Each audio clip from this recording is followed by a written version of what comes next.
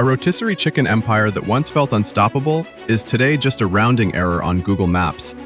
This is the story of how Boston Market went from America's favorite "I cook this myself" secret to a corporate cautionary tale about growth, debt, and quietly ruining the product. Boston Market began life in 1985 as one small shop in Newton, Massachusetts, by the name of Boston Chicken. It was one of those beautifully boring ideas: rotisserie chicken, hearty sides, and food that felt homemade but showed up in a cardboard box. America loved it instantly. This was the late 80s and early 90s, when fast food had started to feel too greasy and sit-down restaurants were too slow. Boston Chicken landed right in the middle of those two extremes: cheaper than casual dining, healthier than burgers and fries, and convenient enough for weeknights. The food felt so close to home cooking that people would literally take it home, put it on their own plates, and let guests assume they made it. By 1991, Boston Chicken had grown to more than 25 stores, with the average store making more than $800,000 a year. The long lines outside the store caught the attention of a very specific kind of executive. Scott Beck, the vice chairman of Blockbuster. Yes, that Blockbuster. Beck saw something familiar. Just like video rentals, he believed food could be standardized, replicated, and scaled at warp speed. And America, it turned out, was ready. Beck and his partners bought the company and immediately reached for the Blockbuster playbook: rapid expansion, national footprint, win by being everywhere. In 1993, Boston Chicken went public, and it was one of the hottest IPOs of the decade. The stock was priced at around $20 and shot past $50 on day one. Soon enough, stores were popping up everywhere. Suburban America couldn't get enough rotisserie chicken and mashed potatoes. By 1995, the company rebranded itself as Boston Market, expanding beyond chicken into turkey, meatloaf, ham, and more traditional comfort foods. In hindsight, this was a bad idea. Chicken is magical. It's cheap protein that scales beautifully. Nothing beats it on cost per calorie. But the rest of the meats aren't chicken. The expanded menu raised costs and added complexity in kitchens, as chefs needed more ingredients and more prep time and faced more things that could go wrong. But for a while, none of this mattered, because the growth numbers were intoxicating. And this is where Boston Market made its biggest, most fatal decision. But before we get there, make sure to give us a like and subscribe to the channel for more such videos. Normally, firms that franchise follow a model where franchisees bring their own capital. They take the risk, banks do the due diligence, and if the numbers don't make sense, expansion slows down naturally. But Boston Market blew that system out of the water. The company raised money from investors and loaned it directly to franchisees and area developers. These developers were responsible for opening stores and recruiting more franchisees. And the loans Boston Market issued were booked as revenue. Yeah, let that sink in. Boston Market was lending IPO money to open new franchises, counting it as income, and pushing everyone involved to open as many stores as quickly as humanly possible. It was the perfect scheme. The firm's owners got growth, the area developers got fees, franchisees got locations and shareholders. They were left holding the bag.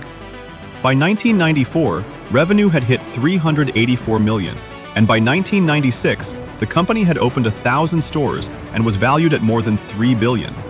Boston Market was officially a Wall Street darling. But underneath all that growth was a balance sheet that was thoroughly rotten. In 1996, something uncomfortable showed up. While Boston Market itself was reporting profits for the first time, it started reporting the profitability of the area developers it had loaned to. On sales of $865 million, the area developers had reported a loss of $156 million. It turned out that they were overspending on locations, trying to expand into expensive markets, and discounting aggressively just to keep the store counts increasing. But that growth was unsustainable, because it meant supply overshot demand by a big margin. Boston Market had opened too many stores too quickly, causing locations to cannibalize each other's sales. At the same time, costs went up as the menu expanded, and franchisees had to discount and bring in coupons in order to keep traffic up. Meanwhile, competition was intensifying, from fast casual chains on one end and grocery store rotisserie chickens on the other. Sales started slipping. It went down by 9% in one quarter and then 20% in the next.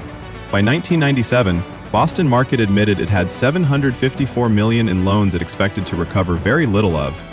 Wall Street finally noticed. The stock collapsed. What followed were class action lawsuits alleging fraud and misrepresentation. The growth story had unraveled almost overnight. In 1998, Boston Market filed for Chapter 11 bankruptcy.